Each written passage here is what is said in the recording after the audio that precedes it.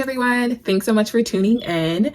And if you have never been to my channel, welcome. My name is Angee. I'm a family nurse practitioner, and it is my goal to give you all advice, all tips nurse practitioners need in order to succeed in their role.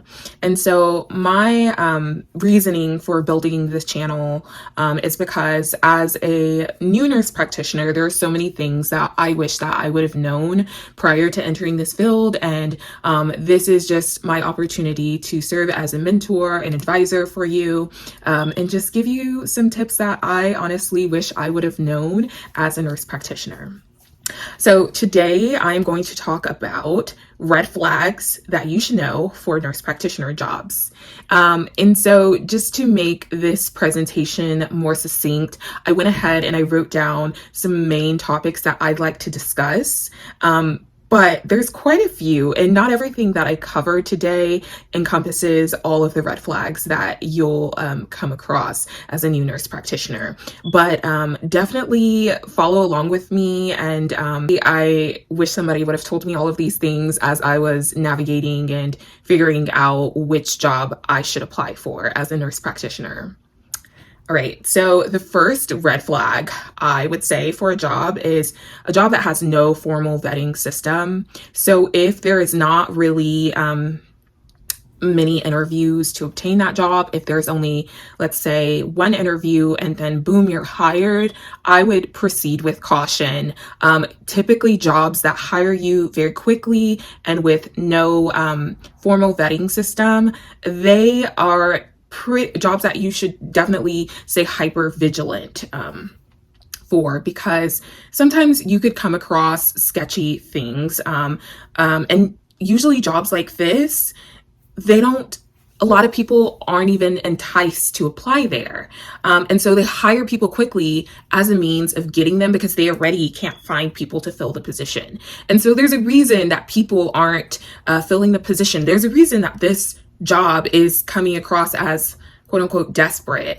And so definitely proceed with caution. If you just have one interview and boom, they tell you you're hired and there's nothing really else, I would definitely proceed with caution because you don't know what they're up to and why it was so easy to get that position in the first place.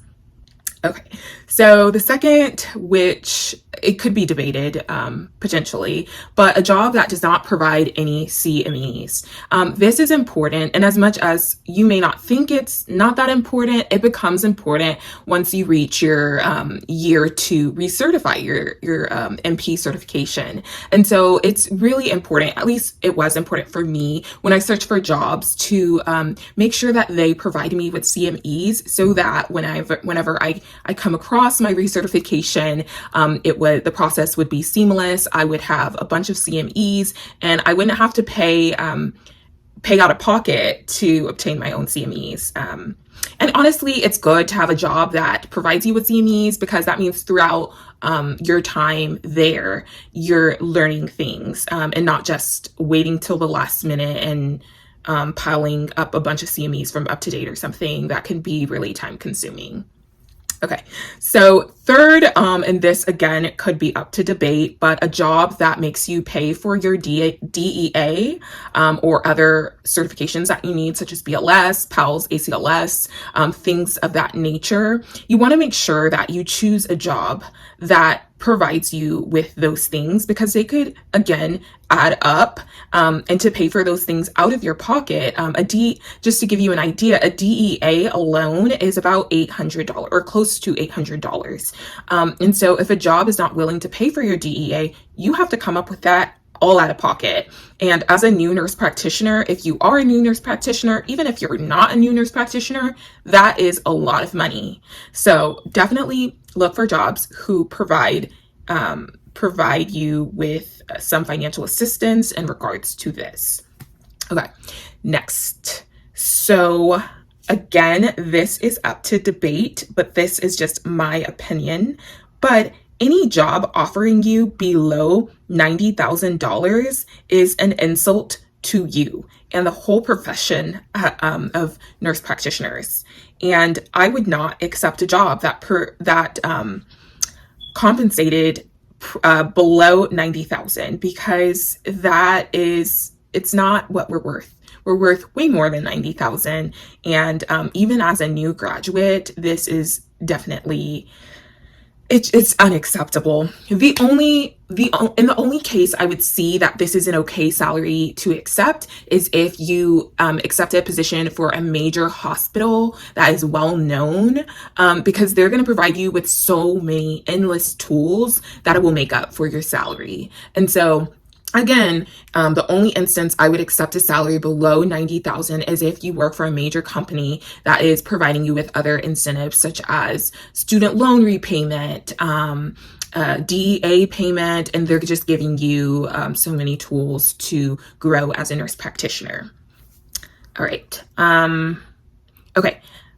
I can't keep up with the amount of red flags that I've given you so far, but the next one is if there is no attending on site, do not accept this job. This, especially as a new grad, I cannot harp on this more, but as a new grad, you are exercising your license. And again, this is your license that you're exercising. You're not exercising anybody else's license. And so accepting a position where there's no supervising physician on site is very scary, because you don't have any resource to lean on. You don't have anyone to talk to in case questions arise. And so the only way I would say that this is acceptable is if you have another nurse practitioner colleague on site, and if you had an attending that was accessible via phone and that you can call very easily, and you know that they'll be available pretty or whenever, that they're very flexible. You don't want to be stuck and have questions and need some feedback or need some sort of guidance and the physician's not available, or they're available you have their phone number, but that they're busy and they can't answer a phone call. That is like the worst situation you want to be in. So you want to make sure it's good to choose a job where the attending is on site as opposed to off site to prevent you from coming across any of those barriers. Okay. So another red flag is if the facility has over 50% paying patients.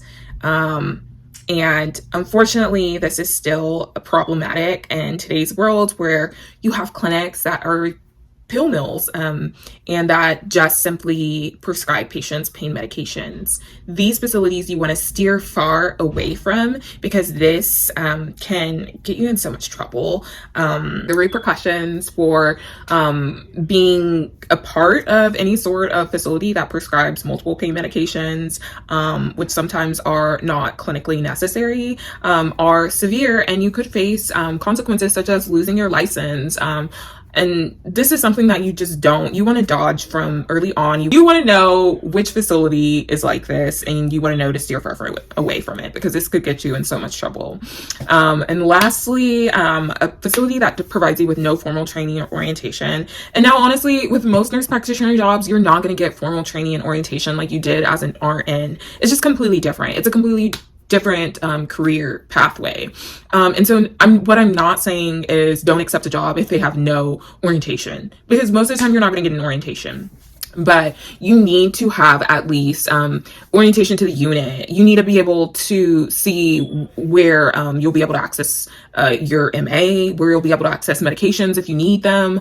You need a formal training on what charting systems they use, and how to bill, like little things like that. A facility should provide you with. That is just very basic. And so again, I'm not saying steer clear from facilities that have absolutely no orientation, because honestly, 90% of jobs that you accept are not going to give you formal orientation or like a residency per se, like as an RN. It's completely different, but you need to work for a facility or just find a facility that provides you with some sort of orientation to the unit that you're going to work on. Hey guys, future Angee inserting herself in here. So there's one important thing that I forgot to mention to stay clear from. So any job that is offering you a salary based on the amount of patients that you see, this is definitely a facility you don't want to work for. And here's how it could become problematic.